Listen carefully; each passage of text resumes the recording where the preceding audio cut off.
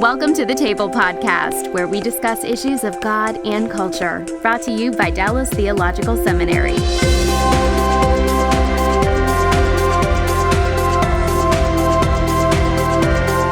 Welcome to the Table. We discuss issues of God and culture. I'm Darrell Bock, Executive Director for Cultural Engagement at the Hendrick Center at Dallas Theological Seminary, and my guest is Ben Shin, who teaches at Talbot Seminary, and he's got a load of titles, so I'm just going to let him work through all the stuff that he does there in a minute. But Ben, we're really glad to have you with us today. Good to be with you, Darrell. Thanks, brother. Yeah. And our topic is part of the series we're doing on the church, where we look at different ethnic backgrounds, people who fill our church. We've done a series on African Americans. We've done on Hispanics. We have a series planned with other groups. And today the topic is Asian Americans. And Ben has been in ministry both at Talbot and on college campuses, ministering for what, 3 decades or more? How long have you been doing this? Yeah, about 30 years. That's correct. Okay. And the campuses that you work on are which campuses? I've done UCLA, UC San Diego, and UC Irvine. Okay. And your roles at Talbot are? I'm Associate Professor of Bible Exposition New Testament, and I'm also the Director of the Asian American Doctor Ministry Program, as well as the Leadership Doctor Ministry Cohort. Okay, well, that already tires me out just listening to all that. So, so let's talk about how you've served the faculty at Talbot recently, and you've also done some writing in this area. So let's summarize what that's all about. Yes. Well, I am Asian American. I'm Korean American, but I was born in the States. So I always tell people I've learned to be Asian American over the last 25 years. My role at Talbot, I think, is really to minister to Asian American students and also to help our faculty understand Asian American students better. So I recently did a seminar for our entire faculty, helping them understand some of the nuances and differences of Asian American students in the classroom. And a lot of this came out of my book that came out in September, which is entitled Tapestry of Grace, Untangling the Cultural Complexities of Asian American Life and Ministry. It comes out of Wiffenstock, and it's basically a collection of my experiences of this lesson of learning to be Asian American over the last 25 years. Okay, now let's just talk about that phrase a second, learning to be Asian American, because I'm assuming that most people will go, well, you've been Asian American since you were born. So what in the world does that mean? Yeah, so that's a great question. I was born in Pasadena in the 60s, and at that time it was pretty Caucasian. It was all white. So my identity was that I thought I was white. I grew up eating hot dogs and tacos. I went to a white church, white school, all of that, and I don't speak a lick of Korean even to this day. So when my parents tried to acculturate me, it didn't work. Mm-hmm. And so I pretty much thought I was white all the way until I went to college at UCLA, which I think I've shared with you, Darrell. UCLA is the acronym for University of Caucasians Lost Among Asians. That's great. Except on the basketball court, right? Absolutely. Yeah. So, interesting. So in other words, you had one identity that you had developed, and interestingly, you are actually also revealing another element that's a part of this conversation, which is how, if I can say it this way, a second generation person has this dual assimilation issue between the culture of their parents and the culture that they're being raised in. Absolutely. And this is an opportunity for me to explain one important distinction that I think would be necessary for this conversation. Okay. I refer to myself as an Asian American, which then correlates to what you just said. I'm second generation, which means I was born here in the States. But if you ask my father, he would say he's first generation. So he wouldn't say he's Asian American. He would just say he's Asian. Right. Or specifically, I'm Korean American. My father would say he's Korean. Uh-huh. So depending on when they came to the States or if they were born in the States, it will be important to make the distinction between being an Asian or an Asian American. Okay, and there's another issue that's hidden in here that we also had when we had this conversation on the Hispanic side, which is in saying Asian, you're actually covering a whole variety of different countries. You aren't just dealing with one entity. So, for example, when we were talking about with Hispanics, they're saying, well, there are Puerto Ricans, there are Spaniards, there are Guatemalans, Yes. there are Venezuelans. And so you've got that dimension of the equation. And one of the things that happens in this conversation is we forget kind of the subgrouping that's also in play when we have these conversations. Exactly. And so when you say Chinese, for example, there's people from Taiwan, there's people from Hong Kong. And so even though they might have a little difference in dialects, they will take offense if you suggest that they are one type of Chinese over another. So the best question to ask them is, what part of China are you from? And they'll be quick to identify what region they associate with. Okay. So all this is important. I mean, it shows the complexity of what we're talking about, and also introduces another important factor in the conversation, which is that there's a little bit of a risk of our conversation being too generalized here in terms of, lumping a whole group of people, distinct groups of people together into one bucket, when in fact there is some differentiation to always keep in mind. Yes. So in the beginning of my book, I had to put so many qualifications of that point, saying Asia is a huge continent. That's true. I've flown over it. Yeah. There's so many kinds of people there, and languages, and deep and rich history. So you want to be careful not to stereotype and say they're all this way or they're all that way. But I think it would be safe to say there are some general things that you could say would be true of most Asians, but not all Asians. And again, as long as I think Asians are honorific. So if they're apologetic at the beginning, if you or I said, sorry, we don't mean to generalize, but these are some general things that we've seen, they'll be good with that. Okay. So let's go ahead. Let's walk through your life a little more. So we got you to UCLA, and you said all of a sudden you realized, I guess what you're saying is you realized you weren't white. So talk about Right. what that was like. Oh boy. So the first day that I was at UCLA, I walked into this Christian fraternity, Alpha Gamma Omega, and because I looked very Asian, the guys who were there, they started bowing to me. And I'm like, what are you doing? I had no idea what they were doing. And then they were surprised that I was fluent in English. So they said, you speak English? And I said, there's nothing else that I can speak. And so it was very interesting. So my face, my body, I looked very, very Asian. So my journey at UCLA, which was a 5-year journey, was an emerging of becoming aware with my culture, because for the first time I met people who were Asian American and specifically Korean American and even Koreanized.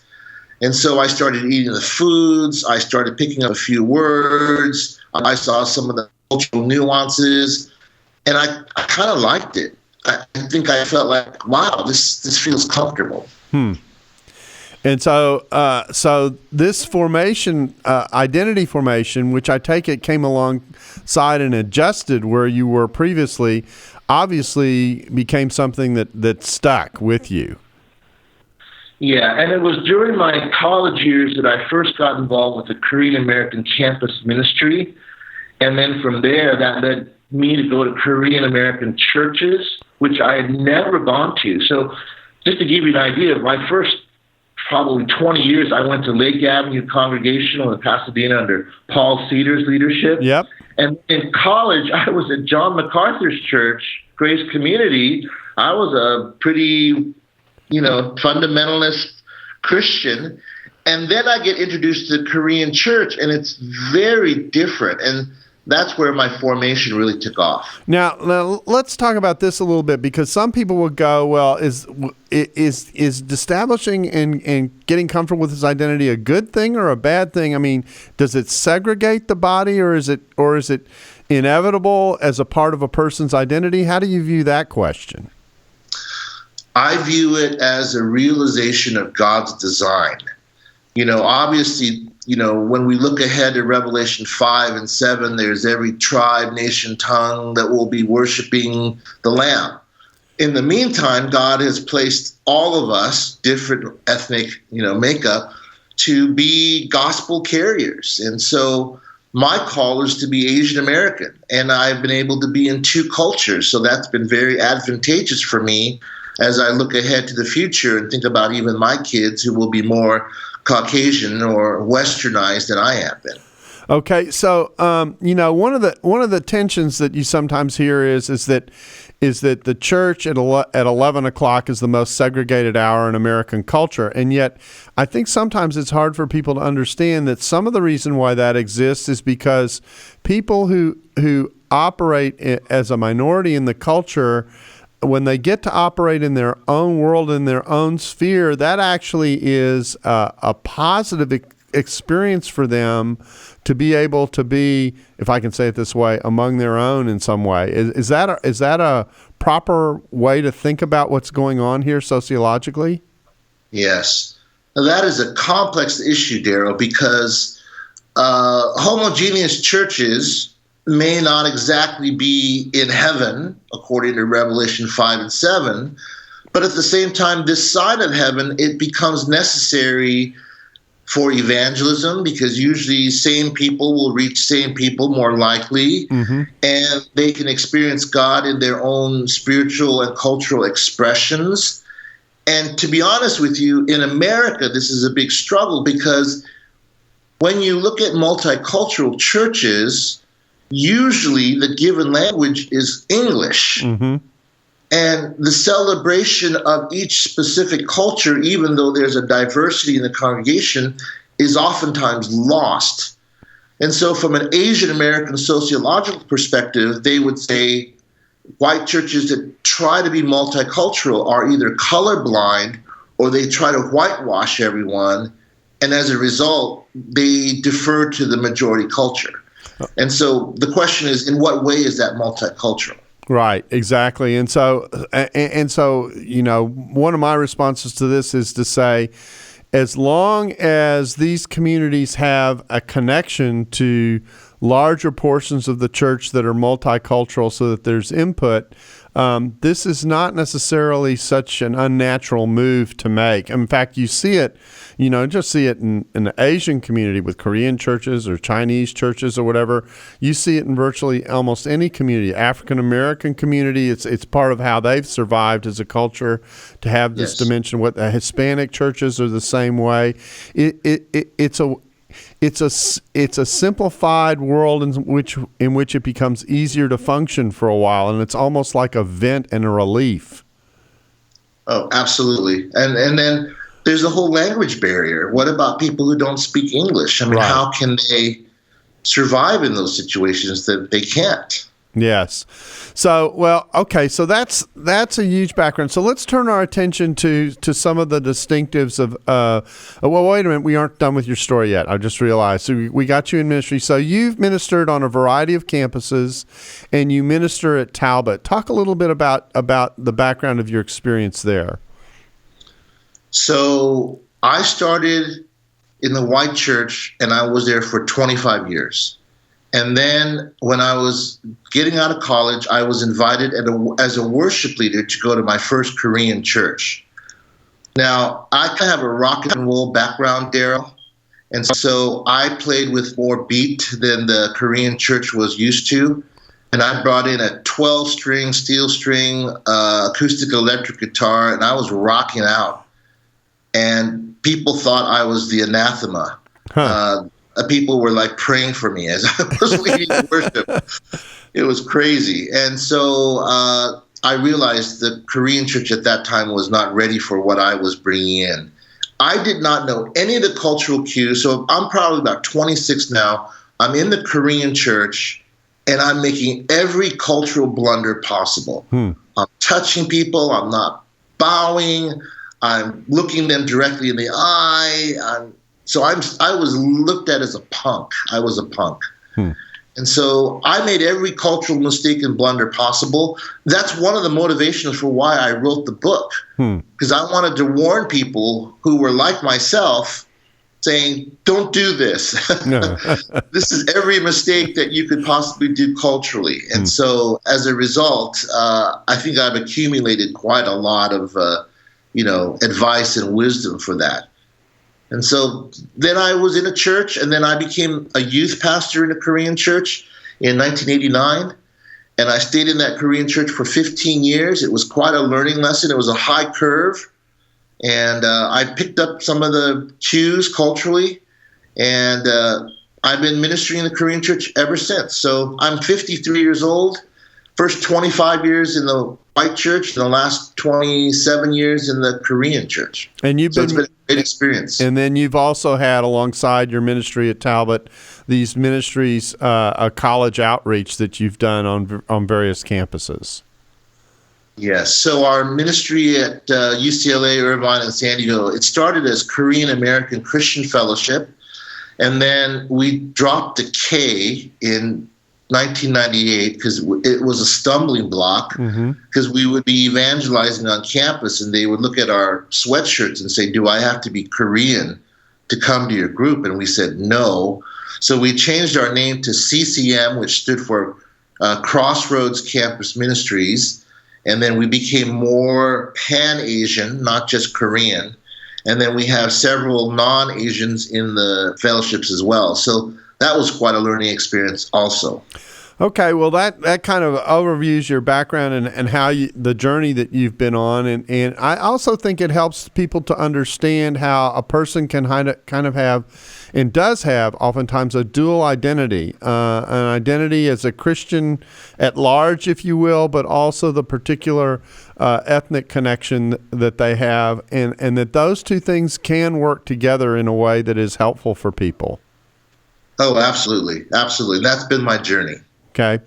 So let's talk a little bit about Asian culture, with all the caveats and Surgeon General warnings that we've put around it already. You know, that there can be ways to generalize that aren't helpful at one level. So this is not true of everybody, but generally, you said there are certain things that Asian culture shares across the spectrum. What are some of those things that you would point out? Okay, I'll summarize it in 4 key words. Okay. Relationships, honor, collectivism, hierarchy. Okay, and I would say that 3 of those might be foreign to some people. So, I think everyone at least attempts to say, well, we're into relationships. That we're committed to that. But even that might have a twist to it. When we had the interview with the Hispanic community, they said we're into relationships, and by that we mean sometimes relationships trump time and schedule and accomplishments and that kind of thing. So play that out for us. What do you mean by relationships?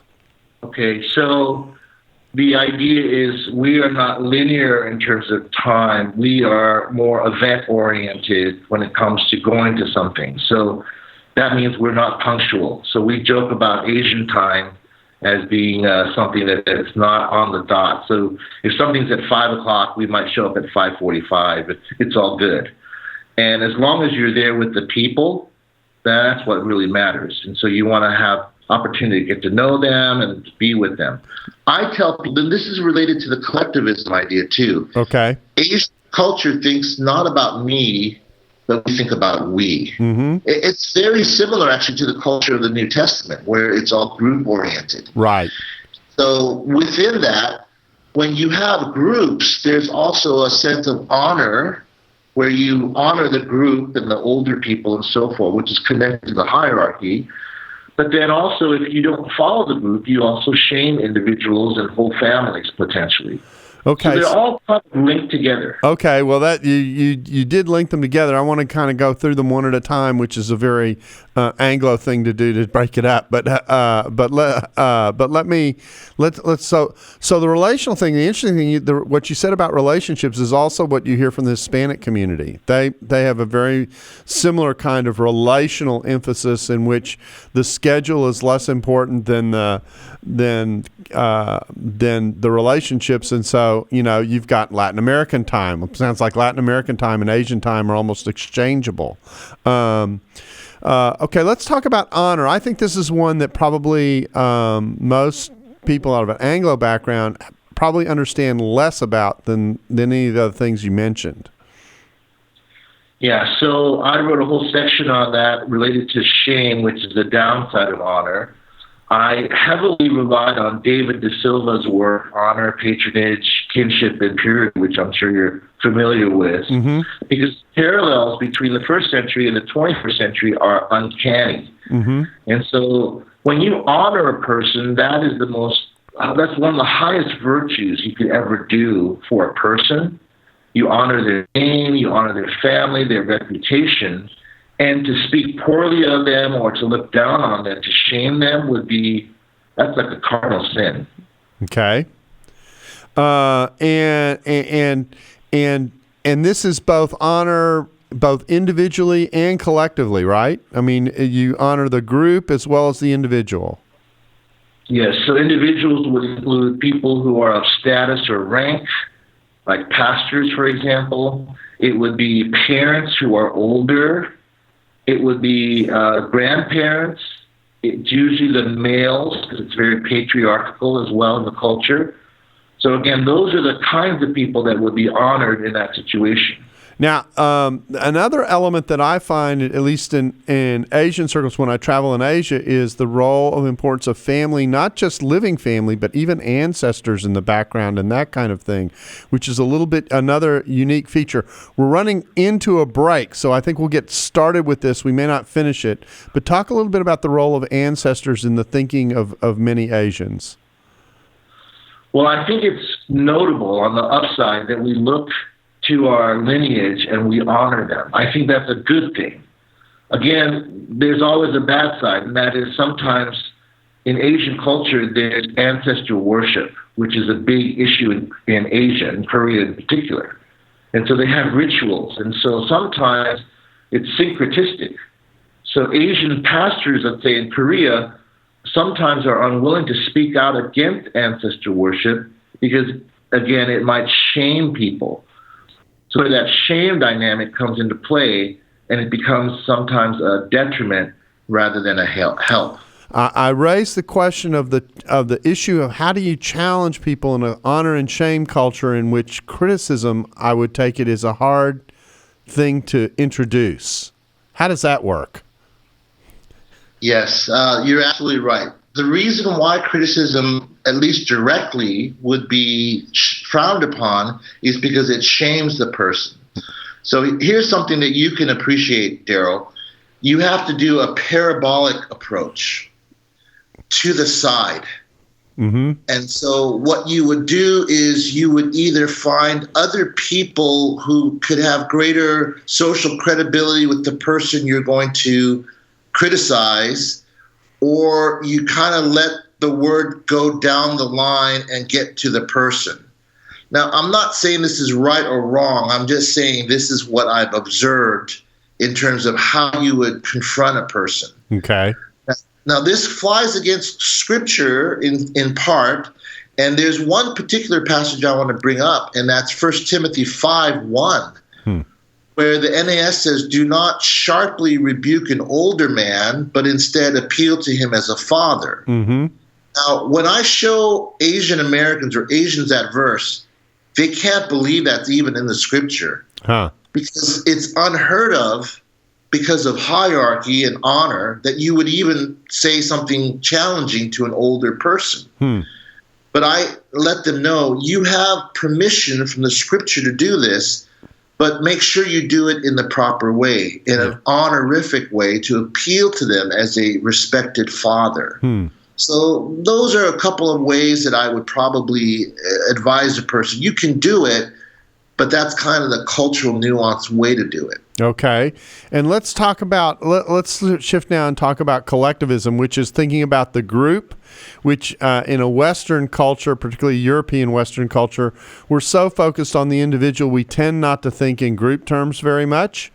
And so talk about the really almost the pervasive way in which this works. If you ever find yourself in an Asian culture, and this is also true to some degree, interestingly enough, in parts of Europe. You walk in and you drop in, and there's this language of solidarity and the fact that we connect to one another, and the honor that we're supposed to show to one another. That's something that only happens rarely, or certainly happens is more rare in the United States. Talk a little bit about this collectivism. Okay, so let me begin by contrasting that. I think if we were to give a general maybe description of Western culture, you would say it's individualized, it's specialized, it's unique, it's even privatized. Mm-hmm. It's about me. Mm-hmm. Whereas the Eastern culture, it's all about the group, the community, the family. It's about we. So let me give you two examples of that. Many years ago in the Winter Olympics, there was a Japanese skater, and she got the silver medal. That's a pretty high accolade. But when she was up there giving a speech, she said, "I have shamed my country." So she saw herself collectively as part of a larger unity or entity, not just, "Oh, I blew it." She saw herself as part of Japan. So that's a clear example of the collectivism. Here's the second example. At my last church, after church, we would often go out to eat, and there was a food court, Korean food court around our church. So we would go there, and it's a huge open mall area with several different eateries, and it's big. You could sit all around this area.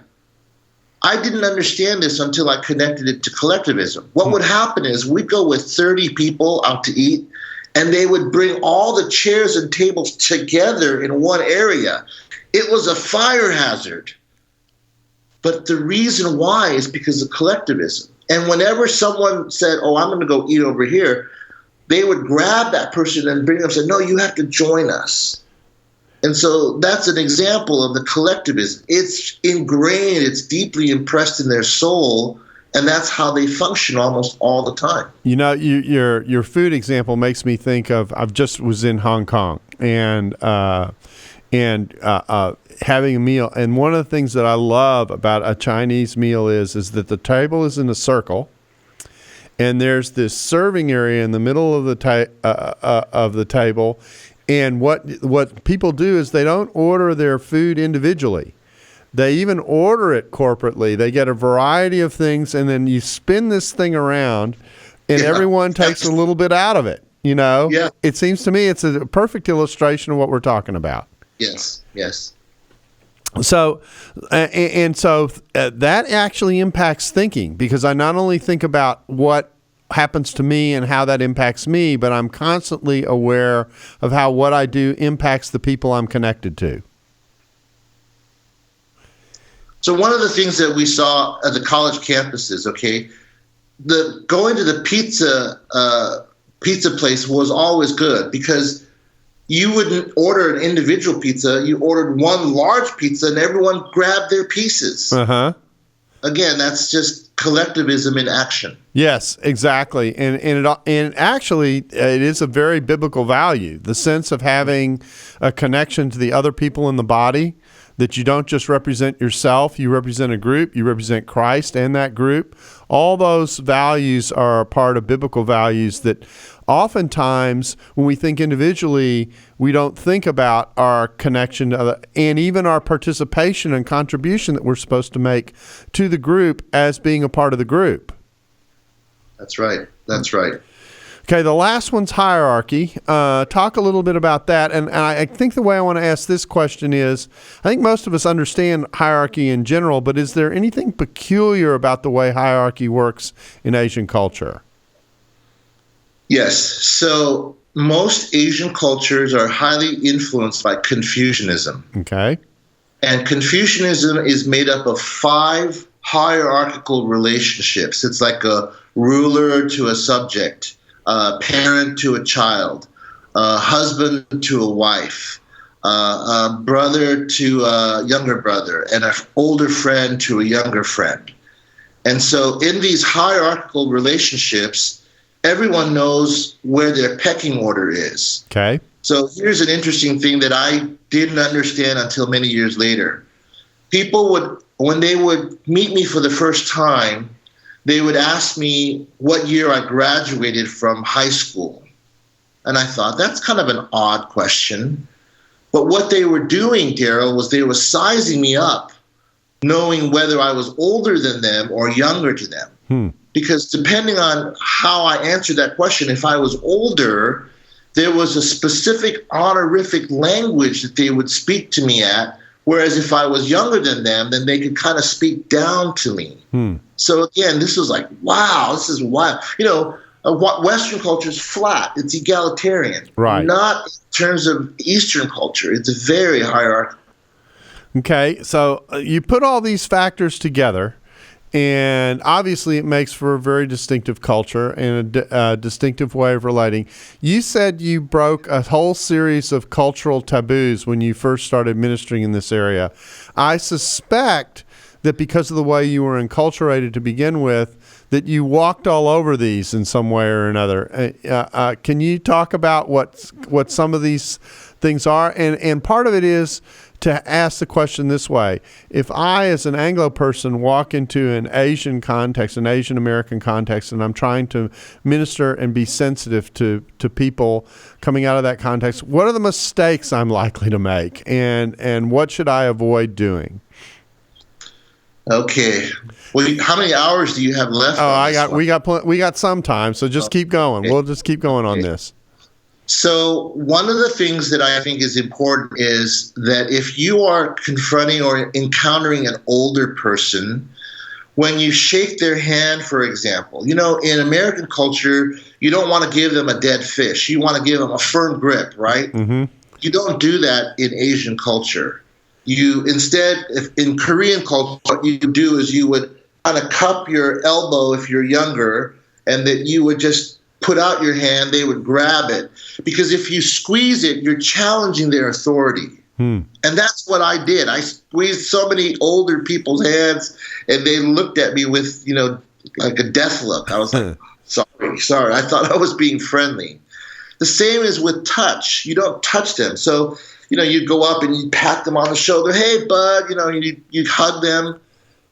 No, because it's an honor culture.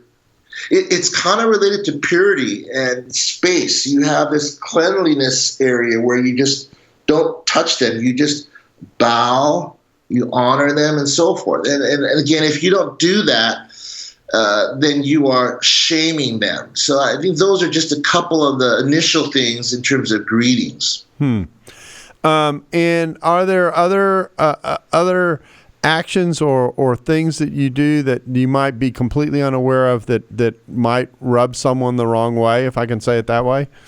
Yes. I wish I could show this to you on the video, but when a guy crosses his legs, you would cross it in a certain way where it's just perpendicular, where the leg would point out and the foot would point out. Right.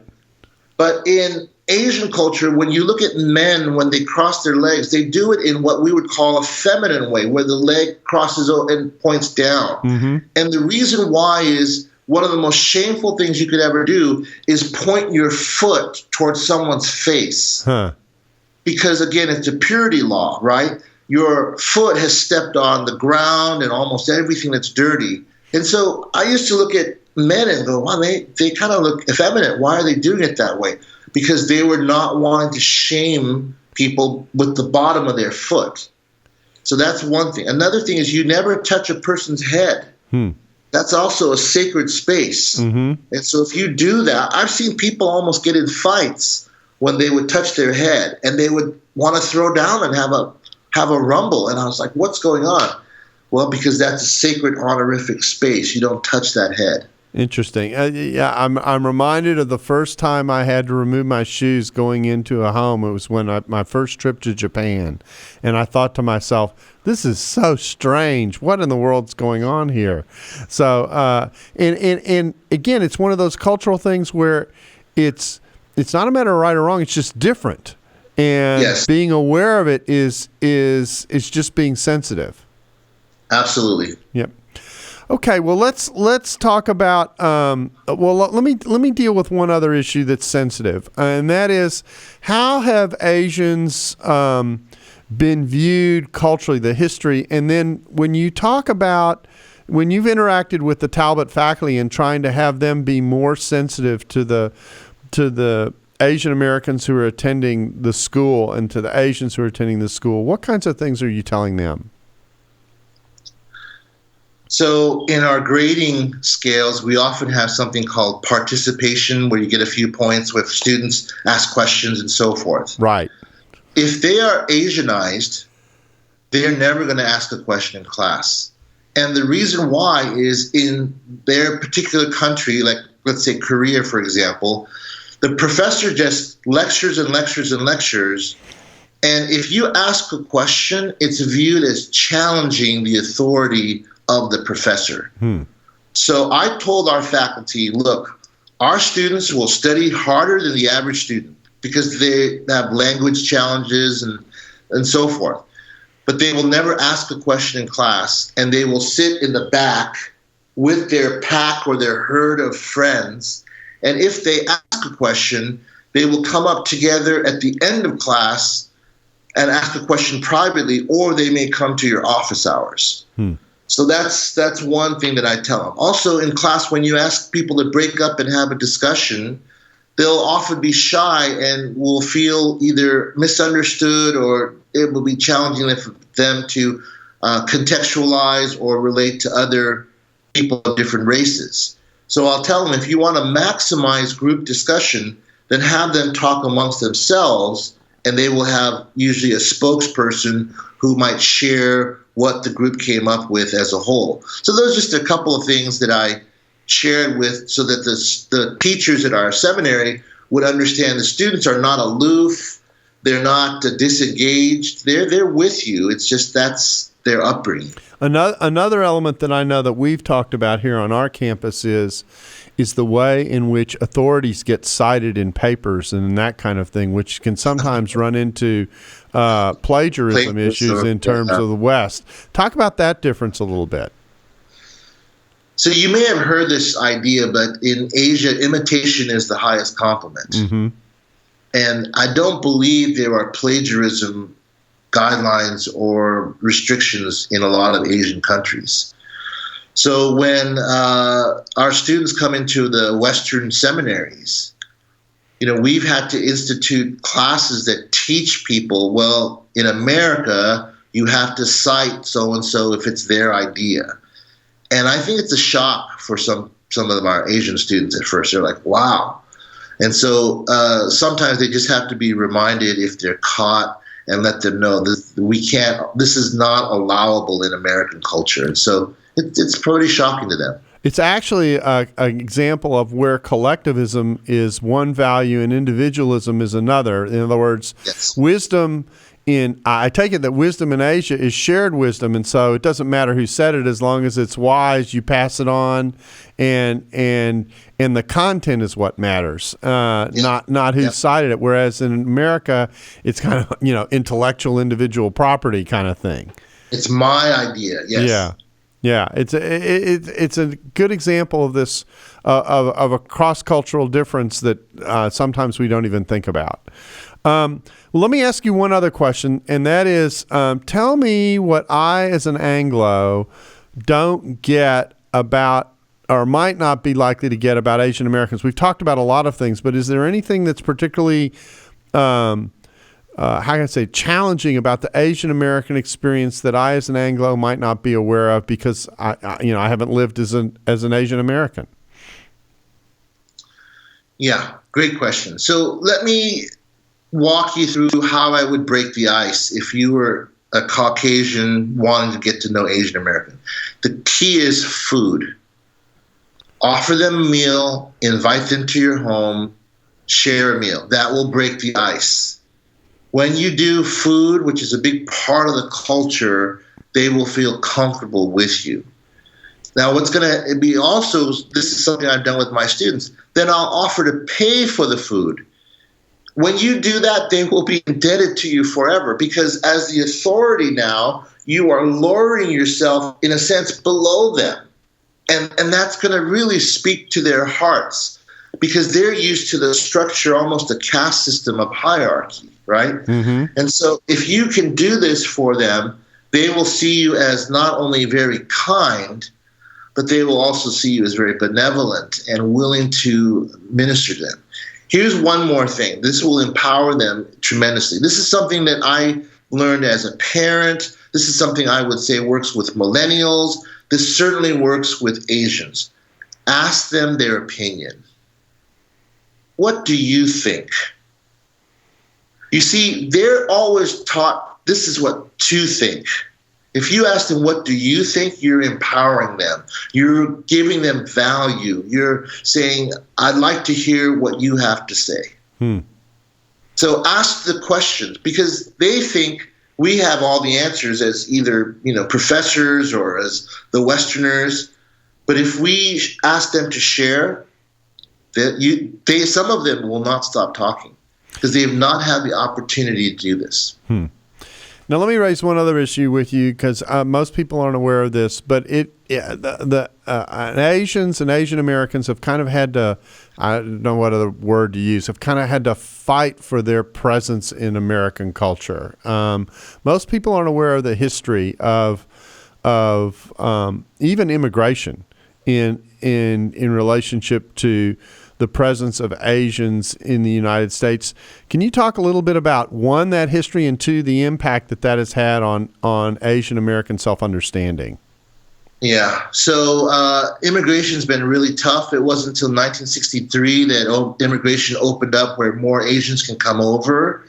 They've struggled with language. They've struggled where in their previous country they were high-ranking. They maybe were very affluent. They come in as poor college students. They had to learn the language. They had to work in laundromats or washing dishes. I think that as they look back as Asian Americans, we would look back and look at our parents and say, they struggled, but they worked hard. So that work ethic, I think, has been implanted and then passed down to the next generation. That's why we have received the title, the model minority, which means we're loyal, we're smart, we work hard, we're high achieving academically. And I think what we're seeing now, Darrell, more than ever, is in a number of marketplace areas, in corporations, in media, in the movies, in music, Asians are, it's rising. Or as the young Asians would say, Asian Americans are sexy, which means that they are really the hot thing. People want to do this. People want to eat kimchi and sushi and all the foods. It's like the new cool thing to do. It's hipster, if I could say it that way. And so in this move to assimilate and really they found their place in many ways, there still is another tension that I think we have just enough time to talk about, and that is the transition from first generation to second generation to third generation Asian American, which has its own internal dynamics that sometimes people are unaware of. Oh, that's one of the biggest challenges, especially in churches, Darrell, when you have first generation older traditional people with second generation younger people in their 40s and 50s.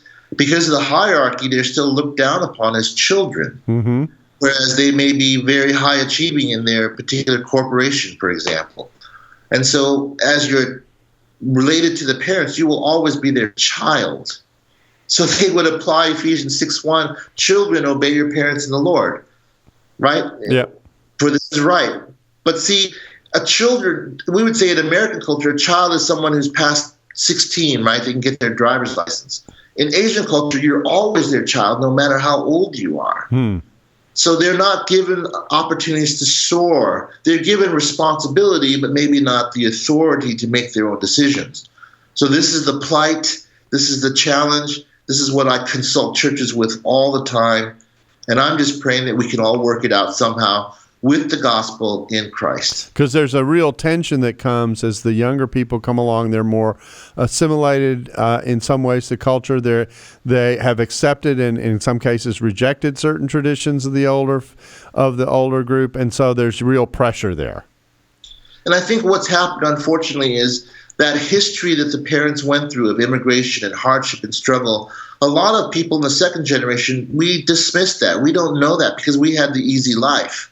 So as a result, we feel entitled maybe. And as a result, that is looked down upon even more by the older generation, which is a very honorific, respectful generation. So you can just imagine how the clashes continue to escalate. Yeah, I've seen it. I mean, I minister in Asian American context, and you even see it in the way the services are structured, where you've got the original language service that has one completely different character to the other service that's going on that's usually ministering to the younger people.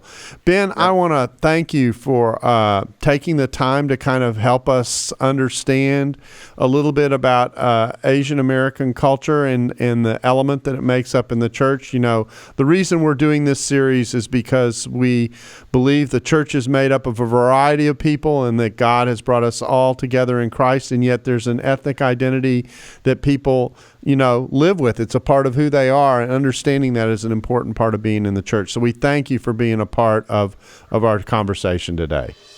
Well, thanks for the opportunity, and blessings to you. This is a great, great podcast. Thanks for doing it. Glad to do it, and we're glad you could be with us on the table, and we hope you'll join us again soon. Thanks for listening to the Table Podcast. For more podcasts like this one, visit dts.edu/the table. Dallas Theological Seminary. Teach truth, love well.